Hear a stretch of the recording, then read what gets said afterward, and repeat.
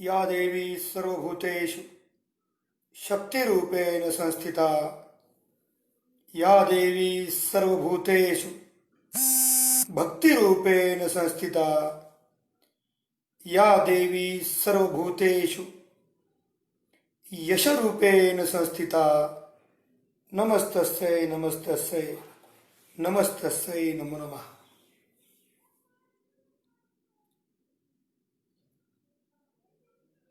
एक 5-6 दिवसापूर्वीच आपण सगळ्यांनी संवाद साधला होता.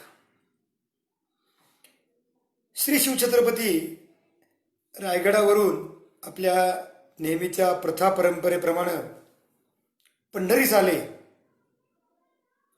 पंढरीच्या राण्याच्या दर्शनाच्या ओढीनं प्रचंड कष्ट सहन करत, यातना सहन करत पंढरीत पोचली. परंतु आपल्या अकर्तृत्ववान, कर्मदरिद्री, शिवद्रोही अशा शासनाच्या वर्तनामुळं शिवराय पांडुरंगाच्या चरणाशी जाऊ शकले नाहीत. त्यानंतर त्या भूमिकेतून आपण एक 11 दिवसाचं आत्मक्लेश व्यक्त केला होता. 12व्या दिवशी हा आत्मक्लेश महाराष्ट्र शासन प्रशासन याला केवळ सहयोग, कोरोनाच्या पार्श्वभूमीवर शिवभक्तांच्याकडून कुठलाही उपद्रव होऊ नये याची भूमिका म्हणून आपण रसाहारावर थांबवला होता. त्यानंतर आज आपण संवाद साधतोय. प्रश्न पडला असेल, आजच काय मुहूर्त आहे का? हो, मुहूर्त आहेच. आज आहे आषाढामधली वद्यातली द्वादशी. 16 दिवसापूर्वी आम्ही सगळे पंढरीमध्ये होतो आणि गनिमी काव्यानं पंढरीच्या पांडुरंगाच्या चरणावर शोभाला घालण्यासाठी म्हणून गेलो होतो. तो शुद्ध पक्ष, आज वद्य पक्ष. बरोबर एक पक्षाचा बदल झालाय. मधल्या काळात भारताच्या राजकारणामध्ये पण पक्षापक्षामध्ये स्थित्यंतर झाली. राजस्थानामध्ये सचिन पायलटांनी स्वतंत्र गट उभा करून मुख्यमंत्रीपद मिळवायचा प्रयत्न केला. परंतु जी स्थिती सचिन पायलटांची आहे, पक्ष बदलून सुद्धा, तसं मासिक पक्ष बदलून सुद्धा मी वैयक्तिक संदीप महादेवराव महिंद, तुम्ही सगळे माझे सोबती सहयोगी, रायगडचे हुजरे आणि आपल्या सगळ्यांचा आराध्य शिवछत्रपती यांच्यातही काही फार फरक पडलाय असं नाही. मग असं म्हणायचं का की अशोक गेहलोत सामर्थ्यवान, अशोक गेहलोत कर्तृत्ववान आणि त्यांनी सचिन पायलटांना धोबी पछाड दिली? अगदी तसंच महाराष्ट्रातलं सरकारही सामर्थ्यवान, कर्तृत्ववान आहे. म्हणून आजही शिवबा रस्त्याच्या कडेला आहे. ज्या शिवबांचं नेहमीचं वस्तीस्थान शक्ती पंढरी, दुर्ग, दुर्गेश्वर, रायगड, ते तर कधीच त्यांच्यापासून दुरावले आहे.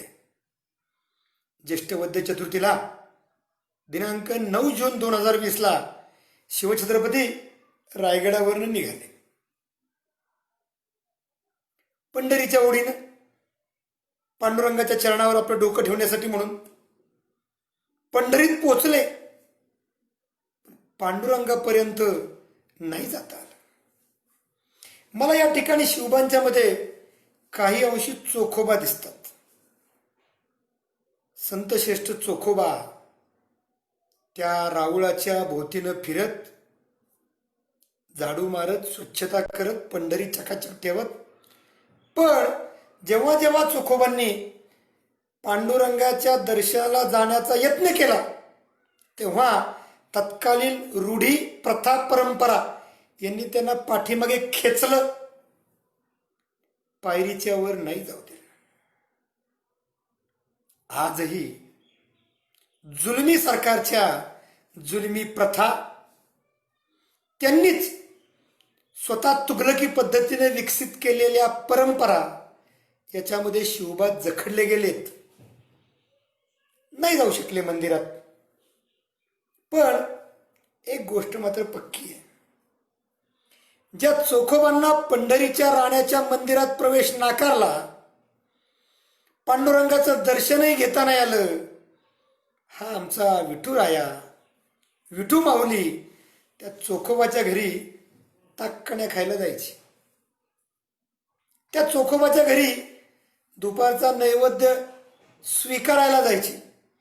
पंचपक्वान्नाचं पान चांदीच्या ताटवाटीमध्ये वाढून आणलंय, भगवंत ते सहजतेने नाकारतो आणि चोखोबाच्या कण्या खातो.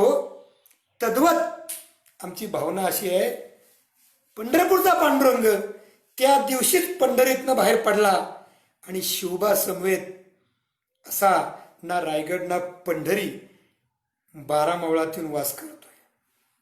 त्यामुळं जे काही मागायचं, जे काही सांगायचं, जे काही साकडं घालायचं ते आम्ही त्या पांडुरंगाच्या चरणीच घालू ना. कुठल्या तरी टिनपाट पुढाऱ्यांच्या नादी किती दिवस लागायचं. भारतीय संविधानाच्या चौकटीत राहतो, भारतीय राज्यघटना मानतो, याचा अर्थ तुम्ही आम्हाला ठोकत राहावं, बडवत राहावं आणि आम्ही आपला तुमचा मार सहन करावा, एवढ्याही उदार अंतकरणाचे चोखोबांचे आम्ही अनुगामी नाही. आम्ही मऊ मेणाहुनी आम्ही विष्णुदास या भूमिकेतनं उद्या बदलणार आहे. कारण उद्या नवीन पक्ष सुरू होतो. आम्ही द्वादशी ते द्वादशी 15 दिवस वाट बघितली ना, अजून किती वाट बघितली पाहिजे. प्रत्येक गोष्टीला सीमा असते, सहनशक्तीला अंत असतो. संत हृदयीची सहनशक्ती मान्य आहे, कारण संत असतातच मायाळू, प्रेमळ, स्नेहाळू. कुणी किती मोठे अपराध केले तरी त्याला सहजतेनं क्षमा करतात. आमचं आराध्य शिवबा सुद्धा त्याच वृत्तीचं आहे. तेही क्षमा करत, तेही माफ करत. परंतु किती वेळा ह्या जावळीच्या मोऱ्याला सांगितलं की आमच्या मुलखात गडबड करू नको, नाही अक्कल चालली. स्वराज्याशी उभा दावा केला, आमच्या धन्याला चालून जावं लागलं. जावळी खस्त झाली, दस्त झाली. यशवंतराव चंद्रराव मोर्याला आपल्या बुडाला पाय लावून कोकणातला रायरी गाठावा लागला. जे होतं ते चांगल्यासाठी. शिवबांनी आपल्या छोट्या तुकडीने अशी रायरी गाठला. मोर्याला खाली यावं लागलं. मोर्यांनी शरणागती पत्करली, पण ती विंचवाची चावला दंश करायचा सोडती काय. महाराजांनी अभयदान दिलं, जीवदान दिलं, तरी सुद्धा पुन्हा आदिलशाहीशी संधान बांधायला लागल्यानंतर माझ्या धन्यानं त्याला तिसऱ्यांदा क्षमा केली नाही. जावळीच्या मोऱ्यांचा निर्वंश केला गेला. एक प्रतापराव मोरे पळून गेला, अन्यथा बाकी हे विंचवाचं जिहाल विष असणारे सगळे ठेचून मारलेत. तोच आदर्श आमचा आहे. पण तो आदर्श कुठं वापरावा आणि कसं वापरावा याचा काहीतरी विवेक मनाशी ठेवावा लागतो. जर वारीमध्ये नसतो, ज्ञानोबा तुकोबांच्या मार्गाने चाललो नसतो, तर तुम्हा सर्वांना शिवछत्रपतींच्या न्याय व्यवस्थेची आणि शिवछत्रपतींच्या आपले हक्काचे अधिकार आणि हक्क मिळवण्याची पद्धती काय असती याचा साक्षात्कार घडवून दिला असता. साक्षात्कार तसाही तुमच्यावरनं निघालो ते पंढरीला पोचेपर्यंत एकालाही कळलेलं नाही. आमचे शिवभक्त सहयोगी सोडले तर, रायगडाचे हुजरे सोडले तर, प्रशासन शासन यांना बित्तम बातमी सुद्धा कळलेली नाही. याला म्हणतात शिवनीती, व्यवहारामध्ये आणलेली शिवनीती. आम्ही मागणं घालणार, आम्ही साकडं घालणार ते फक्त आणि फक्त रायगडाच्या चरणी, पंढरीच्या चरणी, विठुरायाच्या चरणी आणि शिवरायांच्या चरणी. विठुचरणी शिवहाची संकल्प तेवे मनात, पूर्ण होई तो थांबून कधी, ज्वलंत निर्धार या उरात. भक्ती शक्ती भेटीने महाराष्ट्र सांधिल भगवंत, आळवितो हुजऱ्यानित श्री रायगडनी पंढरीत. रायगडाचे हुजरे आता विठुरायाच्या चरणी विनंती करतायत, शिवरायांच्या चरणी गाऱ्हाणं गातायत. महाराज किती दिवस रस्त्यावर थांबाल? ही मोगलाईतील भूतावळ आपणास पंढरीत येऊ देत नाही. कमीत कमी आपण रायगड तरी चढावं. आपल्या हिंदवी स्वराज्याच्या राजधानीमध्ये आपण पुन्हा स्थानापन्न व्हावं. आम्ही एवढंच करू शकतो. आम्ही फक्त आळवू शकतो, विनंती करू शकतो, गाऱ्हाणं गाऊ शकतो. आता शिवरायांनी निर्णय घ्यायचा आहे, पंढरीत जायचं का नाही. पांडुरंगाने निर्णय करायचा आहे, आता शिवरायांना आपल्या चरणाशी ठाव द्यायचा का नाही. उरलेल्या व्यवस्था, सोकॉल्ड प्रचलित घटना, संविधान याच्याशी आम्हाला काही देणं घेणं राहिलेलं नाही. ज्या स्वतंत्र भारताचे नागरिक म्हणून आम्ही राहतो त्या नागरिकांना आपल्या इच्छा, आपल्या आकांक्षा भारतीय संविधानाच्या घटनेच्या चौकटीमध्ये बसून राहून निष्ठेनं अवलंबून जर न्याय मिळत नसेल तर असली घटना आणि असलं संविधान आमच्या काही लागीचं नाही. इथून पुढे चालेल ते संविधान रायगडाचं आणि घटना चालेल ती प्रेमाच्या, मायेच्या, भक्तीच्या सागरामधली पंढरीची. आता रायगड आणि पंढरीच निर्णय घेईल. शिवछत्रपतींनी ज्येष्ठ शुद्ध चतुर्थी यावर्षी आपल्या प्रथा परंपरेप्रमाणे दिनांक 9 जून 2020 दुर्गेश्वर रायगड सोडला. हा रयतेचा राजा आहे, जाणता राजा आहे आणि अजाणतेपणे कुठलंही कृत्य करणारा नाही. रायगड सोडत असताना शिवछत्रपतींनी नुकत्याच येऊन गेलेल्या त्या निसर्ग वादळाचं अवलोकन केलं होतं. रायगडावर छोटी मोठी 24 कुटुंब राहतात. दिनांक 3 आणि 4 जूनला म्हणजे ज्येष्ठ शुद्ध द्वादशी आणि त्रयोदशी शंभू महाराजांचा जन्मोत्सव आणि शिवछत्रपतींच्या राजाभिषेकाचा दिनोत्सव या दिवशी आलेल्या निसर्ग वादळानं गडावरील प्रत्येक खोपट्यावरचं छप्पर उडवून लावलं होतं. हो, ही लोक त्या निर्गुणाच्या पायथीला छोट्याशा त्या झुडपांमध्ये आपल्या लेकरांना कवेत घेऊन रात्रभर कुडकुडत बसली होती. शिवछत्रपतींनी रायगड सोडताना या उडून गेलेल्या प्रत्येक घरावर नवीन छप्पर घातलं. शिवछत्रपतींनी तो गडाचा प्रत्येक सेवेकरी हा आश्रयानं सुरक्षित राहील याची काळजी घेतली. अजूनही पुढचे 2 महिने वीज गडावर जाऊ शकत नाही. निसर्ग वादळामुळं संपूर्ण किनारपट्टीवरची वीज वितरण विभागाची व्यवस्थाच उधळून गेलेली आहे. प्रत्येकाच्या घरामध्ये सौर दिवेचे दिवे दिले. जेव्हा केव्हा पाऊस थांबेल, सूर्य तळपेल, त्या सूर्याच्या ऊर्जेमध्ये ह्या दिव्यांमध्ये ऊर्जा भरा आणि प्रकाशात राहा. महाराजांनी प्रत्येकाच्या घरी महिना 1.25 महिना पुरेल एवढं अन्नधान्य पोचवलं. रयतेचा राजा याला म्हणतात, जाणता राजा याला म्हणतात. कुणीही उठावं आणि कुठल्याही पदव्या धारण कराव्या इतकं सोपं स्वराज्य नसतं गड्यांनो. मी गडावरनं निघालोय, पंढरीच्या वाटेनं चालतोय.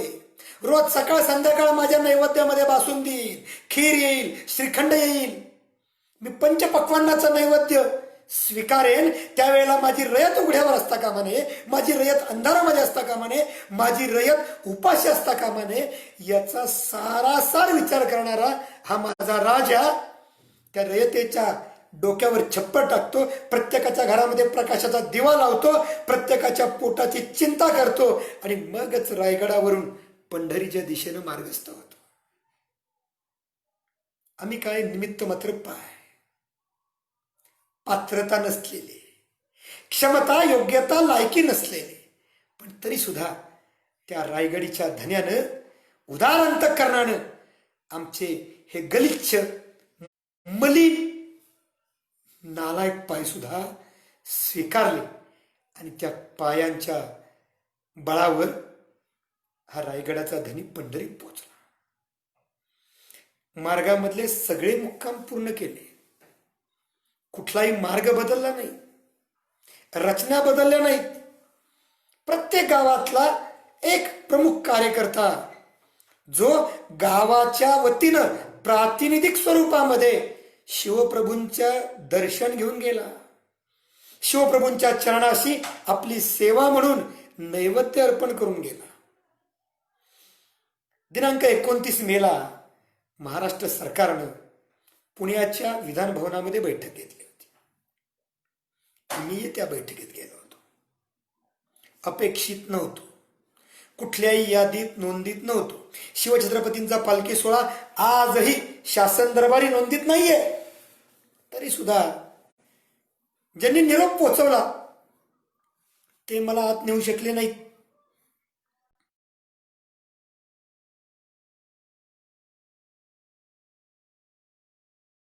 शिवछत्रपती एकची करता करविता या भूमिकेतून शिवछत्रपतींनी मला त्या बैठकीत पोहोचवलं.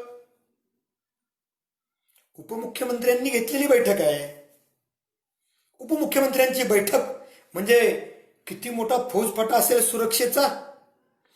एकाच्या बाहेर एक 3 सुरक्षा चक्र असताना सुद्धा ती भेदून ज्याप्रमाणे शिवबा आपल्या सहकाऱ्यांसह, आपल्या मावळ्यांसह शाहिस्तेखानाच्या फौजेत लाल महालात पोचले, अगदी तद्वत सुरक्षेचे सगळे घेरे तोडून त्या बैठकीत मलाही जाता आलं. रायगड आणि शिवछत्रपती जेव्हा आपल्या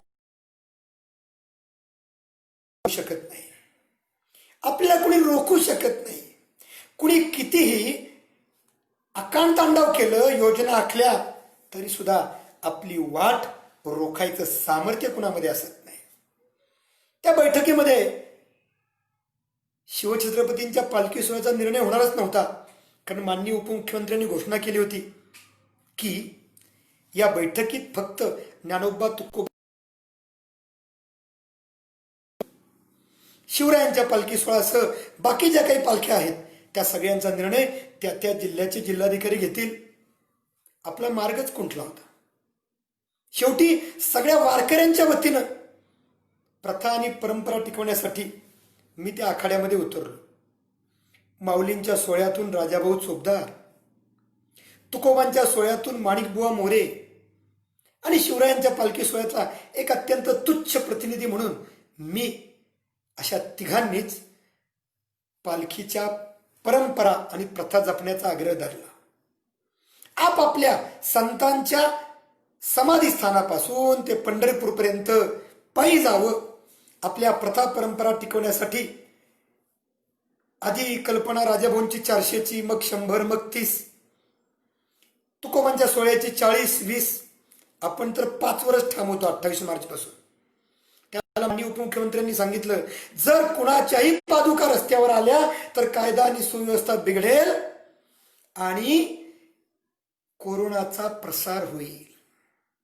माझा प्रश्न असा होता, जर मी ठरवलं असेल, जर माझ्या मनाचा निग्रह पक्का असेल की अमुक अमुक पादुका, अमुक अमुक पालख्या रस्त्यानं चालल्यात, हे मी कुणाला कळूच देणार नाही, समाजाला कळेल कसे?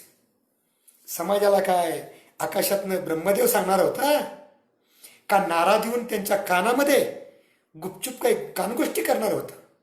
जर मी ठरवलं असेल की आम्ही कुणाला कळू देणार नाही, आम्ही आमच्या पालखी सोहळ्याची माहिती कुणापर्यंत पोहोचू देणार नाही, तर कुणालाही कळण्याची शक्यता नव्हती. माननीय उपमुख्यमंत्र्यांचा जो दावा होता, पादुका रस्त्यावर आल्या तर समाज जमा होईल, त्या दाव्याला फक्त छेद देण्यासाठी म्हणून आम्ही रायगडापासून पंढरपूरपर्यंत चालत गेलो. कोरोनाच्या पार्श्वभूमीवर जीव उधार ठेवून गेलो. दिसताना मी एकटा दिसतोय, कारण खटले दाखल करायला सोपा माणूस, ना कामाचा ना धामाचा. चुकून अटक केलीच तर चला 2-4 महिने फुकटात जेवायची सोय लागली म्हणून त्यातही समाधान मानणारा असा मी असल्यामुळं माझ्यासह बाकी कोणी नव्हतंच असं काही क्षण गृहीत धरा. पण रायगडापासून पंढरपूरपर्यंत शिवरायांसमवेत आम्ही 5 जण चाललोय. 5 जण चाललोय याची बातमी, याची गोष्ट फक्त आणि फक्त हळाचे शिवभक्त सोडले तर कुणालाही कळलेली नाही. हे शिवछत्रपतींनी सिद्ध केलेल्या, शहाजीराजांनी पायाभरणी केलेल्या गनिमी काव्याचं यश आहे. ते काय आमचं यश नाही. शिवछत्रपतींनी जशी बुद्धी दिली त्या बुद्धीप्रमाणे चालत राहिलो, पंढरीस पोचलो. पंढरीस पोचणंही सोपं नव्हतं. घटनारक्षक आरक्षी, त्यांचे अधिकारी, काही गावामध्ये नेमलेले असे गृहरक्षक दलाचे स्थानिक कार्यकर्ते, 3-3.5 हजार लोकांचा बंदोबस्त होता, फौजफाटा होता. मी 9मीला, 8मीला सुद्धा अशाच थेट माध्यमातून शासनाला, प्रशासनाला विनंती केली होती. दरवर्षीप्रमाणे, नित्याप्रमाणे आम्ही दशमीला पंढरीत येतोय, अडवून तर दाखवा. हिम्मत असेल तर. कदाचित काही लोकांनी पाहिलं असेल, परंतु वृथा अभिमान असतो ना, अफजलखानाला पण झाला होता. 22,000चं सैन्य माझं, शिवाजीकडे 3-3.5 हजार, असा त्याला चिरडून टाकतो. चिरडलं गेलं, पण अहंकाराचा माज विनम्रपणे घाबरल्याचा आव्हान,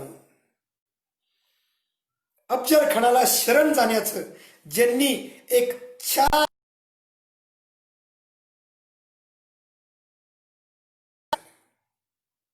ते त्या दहशतवादाचं स्वरूप असणारा अफजल खान 4 मुंड्या चित करून त्याच्या 22,000 सैन्यानिशी पूर्ण बुडवून यशस्वी झाले.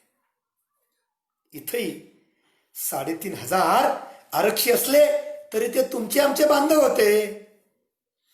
त्यांच्या विचारधारा काहीशी मोगली झाल्या असतील. या तुघलकी सरकारच्या आज्ञा ऐकून त्या बिचाऱ्यांना तसं वागावं लागलं असेल, पण त्यांच्या अंतःकरणामध्ये असणाऱ्या शिवभक्तीबद्दल कुणीही शंका घेऊ शकत नाही.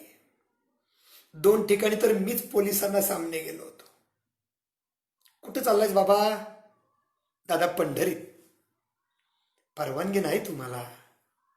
का रे बाबा? कोरोना. दादा शिवरायांच्या पादुका आहेत, त्यांच्या समवेत आम्ही आहोत. रायगडपासून इथपर्यंत चालत आलोय रे. आता फक्त शिवत आत जायचंय. तू जर अडवलंस तर काय करणार आहेस? अटक करणार का? नाही म्हटलं दादा, तुम्हाला कशी अटक करता येईल? तुम्हाला इथनं परत मागे जावं लागेल. जाईन की दादा, अर्धा किलोमीटर मागे जाईन आणि फेरा घेऊन येईन. तुम्ही कुठं उभा आहे? रस्त्यावर. लईत लय गाडी वाटेला. बांधावर आहे असा, पाण्याच्या पाटात आहे शक्यच नाही. तिथंही असलात, अरे उसाच्या फडात तरी असणार आहे का तुम्ही? मी गेली 25 वर्ष पंढरीत येतोय. 1 ना 2 हजार वाटा ठावा आहेत. गेली 15 दिवस आमच्यात शिवरायांचे काही हुजरे, काही बहिर्जी अख्ख्या पंढरीचा आदमास घेतात. त्या बहिर्जींनी अख्खी पंढरी पोखरल्या रे दादा. काय होईल? इथनं हाकलून दिलंस आम्हाला, आम्ही मागे जाऊ, पायात 2 काटे बोचतील, पण पंढरीत जाणार गाड्या. हो, कपडे मोगलांचे घातले, विचार तुघलकी लादले, म्हणून अंतःकरणातला शिवराय संपत नसतो.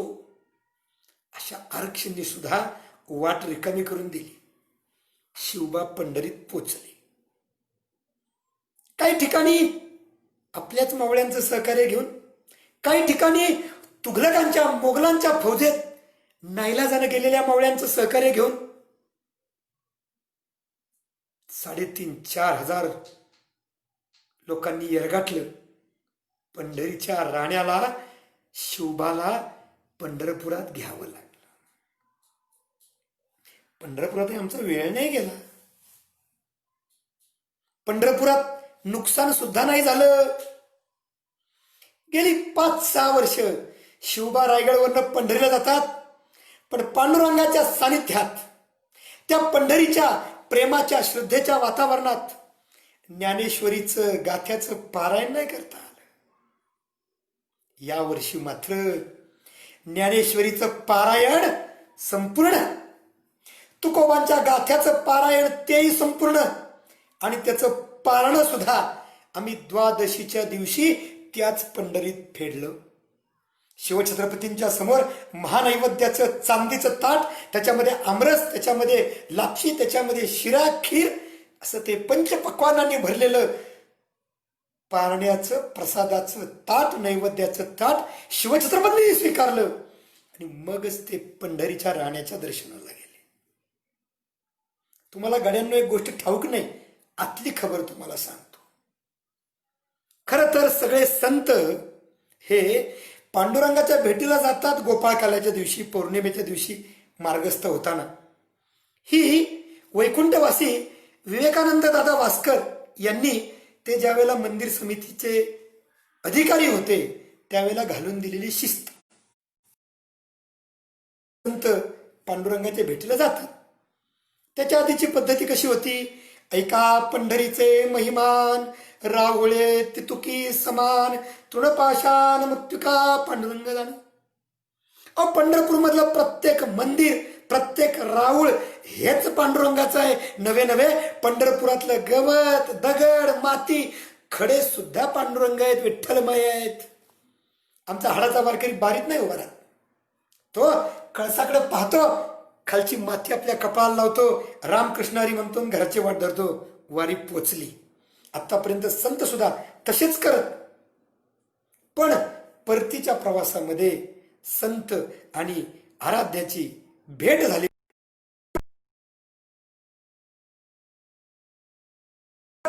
भास्कर दादांनी घालून दिला.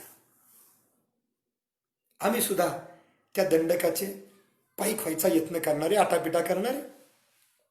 स्वाभाविकपणे सगळे संत ज्या वारकऱ्यांच्या माध्यमातून, ज्यांच्या पायांचा उपयोग करून पंढरीत पोचले होते, त्या संतांना सुद्धा या शासनानं त्रास दिला, कष्ट दिले, वेदना दिल्या.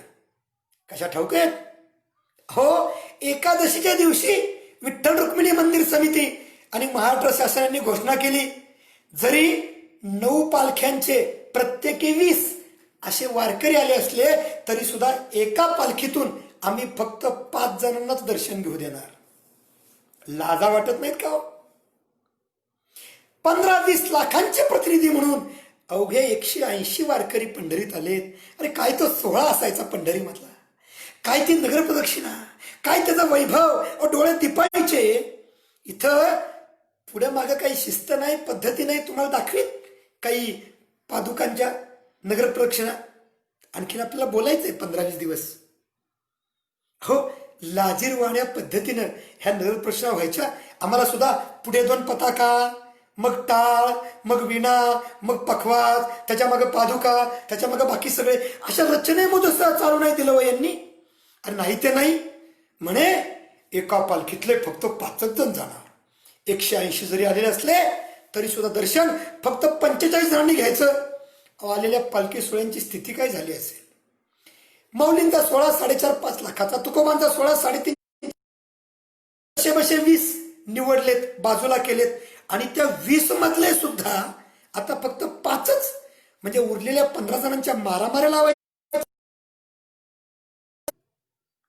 आमचे वारकरी त्या दिवशी ठाम राहिले, त्यांच्या चरणी कोटी कोटी दंडवत करतो. हाच जर ठामपणा आपण थोडासा आधी 15 मे पासून धरला असता, भावांनो, दादांनो, माझ्या श्रेष्ठ अग्रजांनो, आपण आपल्या प्रथा परंपरा जपत देहू आळंदीपासून पंढरीपर्यंत जाऊ शकलो असतो. आपण या शासनाच्या हेलिकॉप्टरला भुललो. कोरोनाचं संकट होतं की हो. आपण पंढरीत गेलो तेव्हा नव्हतं का. पंढरीत सुद्धा कोरोनाचं संकट तेवढंच भयानक होतं. 10-11 रुग्ण सापडलेले होते. तरी सुद्धा पंढरीत जायला घाबरलो का हो. नाही घाबरलो. एकाच गाडीतनं आपण 20-21 जण चालक दादासह गेलो की नाही. घाबरलो का. नाही घाबरलो. जीवावर उदार होऊन आपण पंढरीत गेलो होतो. जर आपण 5-5 जण पायी चालत गेलो असतो, आपल्या प्रथा परंपरा जपल्या गेल्या असत्या. या प्रथा परंपरा जपण्याचा आग्रह, अट्टहास आणि निर्धार शिवछत्रपतींच्या पालखी सोहळ्यातल्या युवकांनी आपल्या चित्ताशी, मनाशी, अंतःकरण बुद्धीशी पक्का केला. म्हणून ते पंढरीत जाऊ शकले. 5च जणांना दर्शन. वारकरी सगळे ठाम झाले. नाही दर्शन घ्यायचं म्हटले, नाही इथनं हालत काय करायचं ते करा. शासनाला घालीन लोटांगण वंदीनं चरण कळावं लागलं. शासनाला झुकावं लागलं, वाकावं लागलं. विठ्ठल रुक्मिणी मंदिर समितीला आपला घेतलेला निर्णय कचऱ्याच्या टोपलीत फेकावा लागला. आणि 9 पालख्यातील निवडलेल्या 180च्या 180 वारकऱ्यांना त्या दिवशी पंढरीच्या राण्याच्या दर्शनाची अनुकूलता दाखवावी लागली. अनुमती नाही. ह्या भुक्कड लोकांच्याकडे कसली अनुमती मागायची. परवानगी, अनुमती द्या सोडून फार फार तर अनुकूलता. दुर्दैव सकाळी 11:30-12ला सुरू झालेला एकादशीचा संघर्ष संपायला संध्याकाळी 7:30-8 वाजले होते म्हणे. मलाही नक्की माहित नाही, मी नव्हतो. मी शिवारातच होतो पंढरीच्या, पण मंदिरापासून 2-3 किलोमीटर लांब. काय झालं माहित नाही. द्वादशीच्या दिवशी दर्शन ठरलं. आम्ही सगळेजण वाट पाहत होतो. पंढरपूरमधल्या आपल्या सगळ्या मित्रांशी बोलत होतो. सगळ्यांच्या मनाची धारणा पक्की, आपण मंदिरापर्यंत जाऊच शकत नाही. असे सगळे काही असतात कुलवंत, जातीवंत, गुणवंत. शिवछत्रपतींना अपेक्षित असणाऱ्या मराठ्यांच्या कर्तृत्ववान पिढ्या, त्या पिढीतले काही जण उभे राहिले. त्यातल्या एकावर गुन्हा पण दाखल आहे. त्याचं नाव मी तुम्हाला सांगू शकतो, किरण घाडगे. बाकी सगळेजण रायगडाचे हुजरे, रायगडाचे मावळे. आम्ही 11:30-12:15च्या सुमारास पश्चिम महाद्वाराच्या बाजूनं, म्हणजे चौपाळ्याकडून गोपाळकृष्णाच्या मंदिराचं दर्शन घेऊन पांडुरंगाच्या मंदिराकडे चाललोय. चोरा चिलटासारख्या रात्रीच्या अंधारात नाही. का जायचं. इथं काही शाहिस्त्याची बोटे छाटायची आहेत का. इथं अफजल खानाचा माज मोडायचा आहे. तो दिवसा ढवळ्या स्वच्छ प्रकाशातच मोडला पाहिजे. या भूमिकेतनं टळटळीत उन्हामध्ये सूर्य माध्यान्ह येत असताना आणि 100% आमच्यावर आपली कृपादृष्टी ठेवत असताना आम्ही रावळाच्या परिसरामध्ये आलो. 12:05-12:10चा सुमार असेल. या महाराष्ट्र सरकारनं अवघ्या 9च पालख्यांना अनुमती दिली होती, अनुकूलता दाखवलेली होती. भर म्हणून 10वी पालखी आली. अहो, ध्यानी नाही, मनी नाही, प्रचार प्रसिद्धी माध्यमांनी घेरलं की आम्हाला एरगाटलं. प्रश्न सुरू झाले. आलेच कसे. गाडीतनं आले का, गुपचूप आले का. 71,000 घेतलेत निवृत्तीनाथांचे. तुमच्या बोकांनी कितीचा टोल बसला. हा म्हटलं वारकरी नाही सांगत होतो, पायी चला, फुकटात जातो आपण. उलट कित्येक लोक श्रद्धेनं समर्पण करतात. पालखी सोहळ्यांचं आर्थिक सामर्थ्य वाढतं. आम्ही तुम्हाला विनंती केली, कळली कुठं? नाही कळलं. बरं, 71,000 आम्ही फुकटात आलो बाबांनो. कुठून? रायगडवरनं. पायी? हो पायीच, चालत. चला काना, चालत चालत रायगडपर्यंत. प्रचार प्रसिद्धी माध्यमांनी घेरलं. त्यांची उत्तरं देता देता 1 तास 1.25 तास गेला आणि आम्ही आपली विनवणी करत होतो. ती विनवणी 20 जून पासून कायम आहे, आजही कायम आहे. ती आम्हाला पांडुरंगाच्या मंदिरामध्ये जाण्यात काही रस नाही, रुची नाही. एकादशीच्या दिवशी, द्वादशीच्या दिवशी त्या पांडुरंगाचं दर्शन मिळालं यासारखं अहोभाग्य नाही, पुण्य नाही. परंतु शासनाला संकटामध्ये टाकण्याची आमची वृत्ती नाही. गेल्या 12-13 वर्षात मी पण कधी एकादशीला द्वादशीला नाही गेलो मंदिरात. आता कशाला अट्ट धरेन. पण विषय शिवबा विठोबा भेटीचा झालाच पाहिजे. आग्रह केला, विनंती केली. 20 जून पासून 30 जून पर्यंत कोणी ऐकलं नाही. 1 जुलैला गनिमी काव्यानं चाल करावी लागली, तरी सुद्धा शासनाचे डोळे उघडले नाहीत. विठ्ठल रुक्मिणी मंदिर समितीला सुद्धा कमीत कमी त्या पादुका घेऊन जावं आणि पांडुरंगाच्या पायावर घालाव्यात एवढं सुद्धा सुचलं नाही हो, एवढं सुद्धा कळलं नाही. नामदेवांच्या पायरीजवळ गेलो. नामदेवांच्या पायरीला स्पर्श सुद्धा करू दिला नाही या पातकी शासनानं. तिथेही बॅरिकेड लावून ठेवलेत. अरे राहिलं पंढरीच्या राण्याचं दर्शन, त्या पहिल्या पायरीचं तरी दर्शन घेऊ द्या. त्या चोखोबांच्या समाधीवर तरी माथा टेकू द्या. इतकी जर तुमची मोगलाई आणि तुघलकी माजली असेल तर तुम्हाला दोन्ही भाषेमध्ये उत्तर द्यायचं आम्ही ठरवलं. तिथं मी संकल्प केला होता, नाही जाणार. शिवबा जर विठुरायाच्या चरणावर लोटांगण घेत नसतील, शिवबा विठोबाचं दर्शन घेऊ शकत नसतील, मग रायगडला जाऊन करणार काय? कशासाठी रायगडला जायचं? आणि मग पोलिसांनी आम्हाला घेरलं. पोलीस म्हणजे अनेक नव्हे, 2-3 हवालदार आणि डॉक्टर सागरदादा कवडे.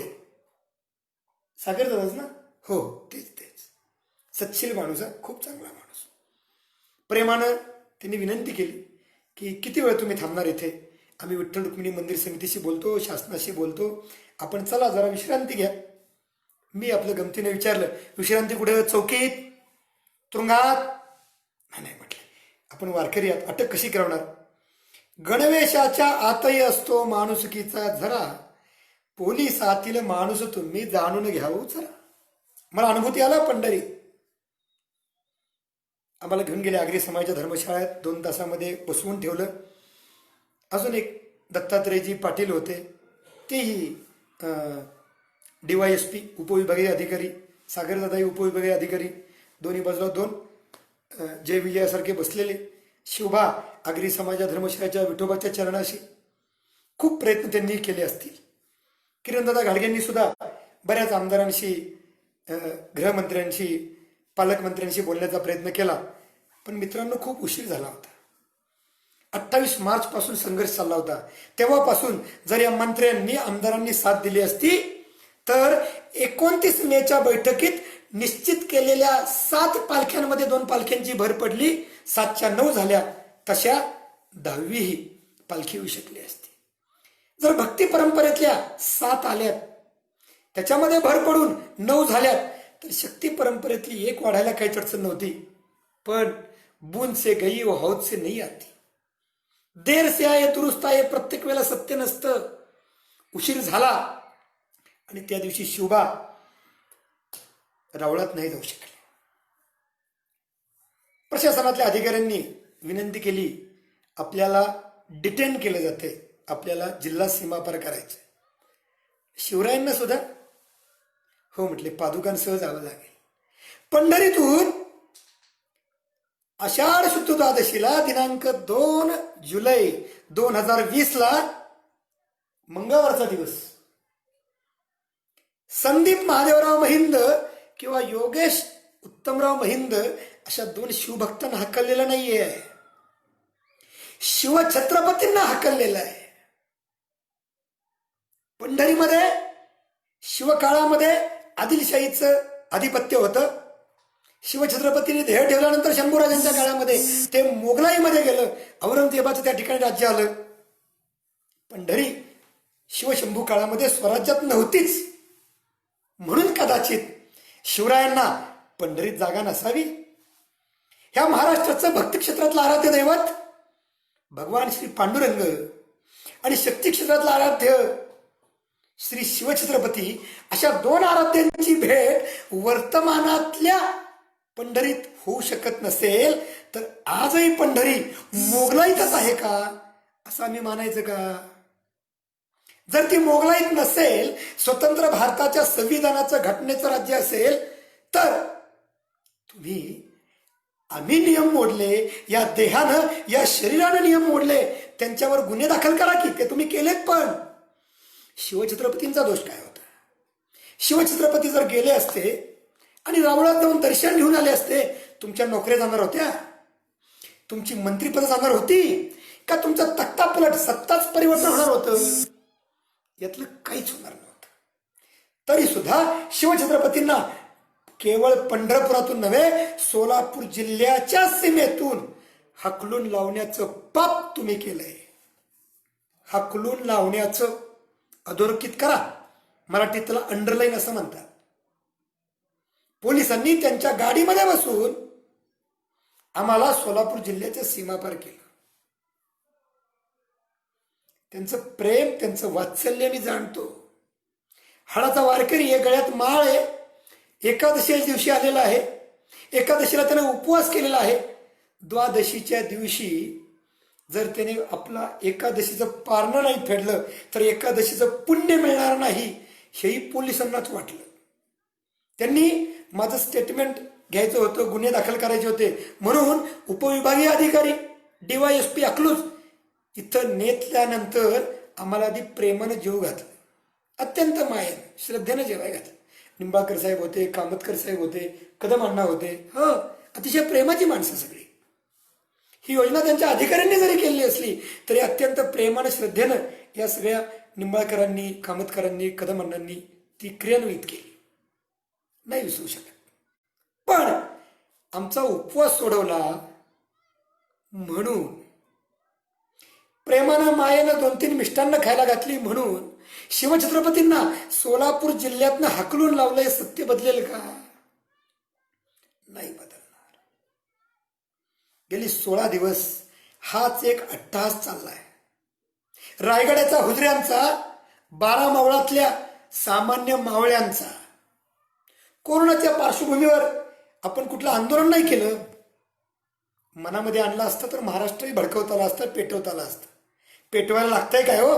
साध्या फेसबुकवर 2 ओळी खरडल्या तरी जो महाराष्ट्र पेटतो, तो महाराष्ट्र शिवछत्रपतींना सोलापूर जिल्ह्याच्या सीमेतनं हाकललं नसतं का पेटला? जरूर पेटला असता. पण ती आपली वृत्ती नाही, ते तुम्ही सुद्धा कोणी करायचं नाही. कारण कोणाच्याही भाजीच्या देठालाही हात लागू नये, कोणासही तोशीस न लावणे ही शिवछत्रपतींची आज्ञा आहे. आणि शिवछत्रपतींची आज्ञा संपूर्ण देशाला तर बांधील आहेच, महाराष्ट्राला अधिक आहे. कारण आपण सगळेजण शिवछत्रपतींचे पाईक आहोत. नाही गोंधळ करायचा, नाही गडबड करायची. ह्या कोरोनाच्या पार्श्वभूमीवर ज्याप्रमाणे हा रोग आता सामाजिक झालाय, हा रोग आता समाजामध्ये कम्युनिटी डिसीज म्हणून पोचलाय, तिथं कसलीही चूक होऊ द्यायची नाही. पण म्हणून संघर्ष थांबवायचा असं नाही होत. संघर्ष केला पाहिजे. ज्या माध्यमानं करता येईल त्या माध्यमातून केला पाहिजे. आपल्याकडे फेसबुक आहे, आपल्याकडे व्हॉट्सॲप आहे, आपल्याकडे इंस्टाग्राम आहे, आपल्याकडे ट्विटर आहे. या सगळ्या माध्यमातून या तुघलकी निर्णय घेणाऱ्या प्रथा परंपरा बुडव्या शासनाला त्याची लायकी दाखवून दिली पाहिजे. तुम्ही म्हणाल फक्त सोलापूर जिल्ह्याच्या सीमेतनं हक्कलं, गेलता कशाला तुम्ही? प्रथा आणि परंपरा जपण्यासाठी, शिवबा आणि विठोबाची भेट घडवण्यासाठी. असू कदाचित वेडे, मूर्ख, गुन्हेगार ते आम्ही, आमचे देह. त्यामुळं शिवछत्रपतींची आणि विठुरायाची भेट घडवून आणणं हे तेव्हाही ध्येय होतं, आजही ध्येय तसंच आहे. तरी सुद्धा हे अवमानाचे घोट मुग घेऊन पिऊन रायगडला गेलो शिवरायांना घेऊन. ज्येष्ठ आषाढ शुद्ध त्रयोदशीच्या दिवशी दिनांक 3 जुलै 3:30ला बाहेर पडलोय भुगावमधनं. अहो, रायगड चढू नाही दिला पुरातत्व खात्यानं. पत्र मागितलं, द्यायचं कुठून? जर ज्येष्ठ वद्य चतुर्थीला शिवछत्रपतींचं रायगडावरून प्रस्थान झालं होतं तर मग परत गडी जायला नको? मोऱ्यांच्या ताब्यातनं रायरी कह्यात आणला कोणी? तो रायगड म्हणून उभा केला कोणी? हिंदवी स्वराज्याची राजधानी म्हणून विस्तारला कोणी? त्या घराच्या मालकाला, त्या घराच्या धन्यालाच तुम्ही गडावर येऊ देणार नाही. रोपवेची वेगळी तरा, त्यांना तर हाग्या दम देऊन ठेवला होता. यांना वर येऊच द्यायचं नाही. जर कुणाला वर न्यायचा प्रयत्न केला तर त्यांच्यावर खटले दाखल केले जातील. लाजा नाही वाटत? शिवछत्रपती रायगडाचे मालक, तुम्ही महाद्वार बंद केलं, तुम्ही रोपवे बंद केला, याचा अर्थ रायगडावर चढता येत नाही असं नाही. अजूनही 3-4 वाटा माझ्या पायाखालच्या सरावाच्या आहेत. नाही गेलो आम्ही. का जायचो? घराच्या मालकानं घराची कौलं उघडून आतमध्ये उडी मारावी एवढी काही मोगलाई अजून माजलेली नाही. आम्ही आमच्या हिमतीवर शिवछत्रपतींना रायगडावर परत याच देहाच्या याच पावलांनी वर नेऊ शकतो. पण आता मात्र निर्णय घेऊन पंढरीचं दर्शन घेऊनच आता पक्क ठरलंय. जोपर्यंत शिवबा विठुरायाच्या चरणावर जात नाहीत, शिवबा विठुरायाचं दर्शन घेत नाहीत, तोपर्यंत आमचा हा निर्धार ज्वलंतपणे चित्तात अंतकरणात बुद्धीत राहणार आहे. अहो, रायगडाचा धनीच जर रायगडावर गेला नसेल तर तुम्हा आम्हाला अन्न गोड तरी कसं लागावं? तुम्हाला आम्हाला ते अन्न विष्ठे समान वाटलं पाहिजे. जर मला माझा देह टिकवण्यासाठी जगावं लागत असेल, असो नाहीतर नसो, जर माझं जेवण थांबवता येत नसेल तर शासनाचं आणि प्रशासनाचं जेवण आणि त्याचं अन्न थांबवण्याची पात्रता आणावी लागेल. कारण विठोबा आणि शिवबा ही महाराष्ट्राची 2 आराध्य दैवत आहेत. भक्तीची आणि शक्तीची ही 2 आराध्य दैवतच आज सेतू हिमाचल हिंदुस्थान आणि त्याला उभा करणारा महाराष्ट्र सांधू शकतो, जागवू शकतो. म्हणून आपल्या सगळ्यांच्या चरणाशी माझं कळकळीचं सांगणे, पदर पसरून मागणे, अजूनही वेळ गेलेली नाही. दिनांक 24 नंतर जे संकट ओढवलेलं आहे त्याचं निष्कासन कधी होईल माहित नाही. पण 4-5 पेक्षा अधिक संख्येनं न जमता सामाजिक अंतर ठेवून आपण आपापल्या गावामध्ये छोटी मोठी आंदोलनं करू शकतो.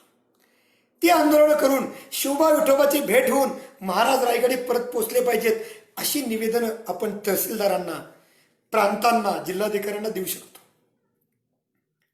आपण आपल्या फेसबुक, व्हॉट्सॲप, ट्विटर, इंस्टाग्राम याच्यावरनं अवघा हलकल्लोळ करावा, तुघलकी शासनास गाडावा, त्याचा निर्णय फिरवावा आणि शिवबासी रायगडी परत पाठवावा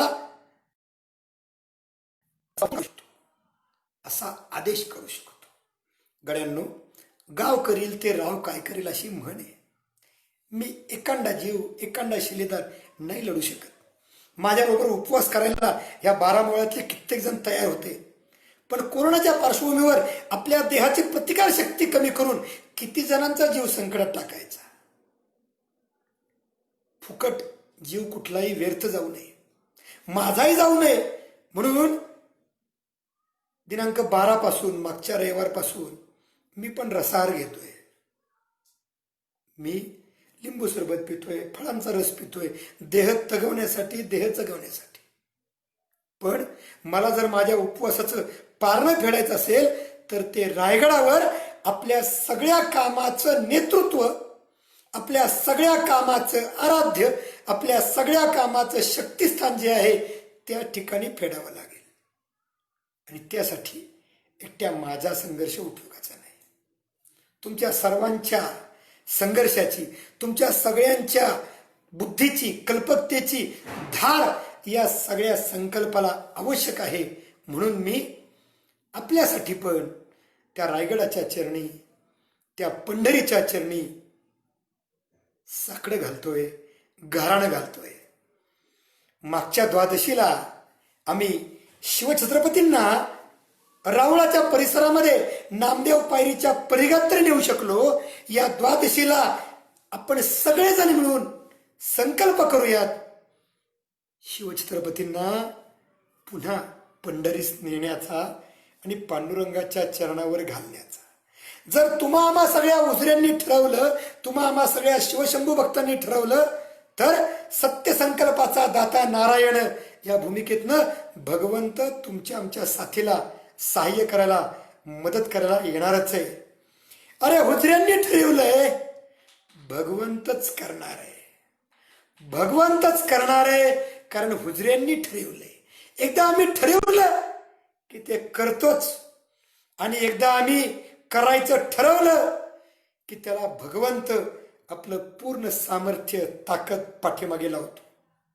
आपण सगळेजण हा संकल्प विठुरायाच्या, शिवरायाच्या आणि पूर्ण क्षमतेनं, पूर्ण ताकदीनं कोरोनाच्या संकटाचा विचार करता जी जी आयुध सुरक्षितपणे समाजामध्ये जागरण करू शकतात, प्रबोधन करू शकतात, त्या सगळ्या आयुधांचा उपयोग करून या मोगलाईने निर्णय घेणाऱ्या प्रशासनाला आपण भाग पाडूयात. शिवबा विठोबा भेटीच्या आणि शिवबांना रायगडी त्यांच्या समाधीस्थानी परत पावण्याचा. विठुचरणी शिवहाची संकल्प तेवे मनात, विठुचरणी शिवहाची संकल्प तेवे मनात,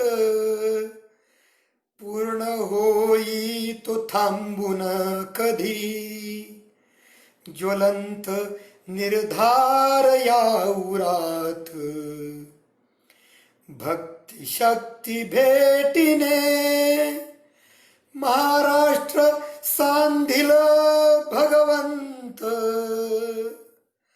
आळवितो हुजऱ्यानित रायगडनी पंढरीत, आळवितो हुजऱ्यानित रायगड नी पंढरीत. रामकृष्ण हरी. जय शिवराय.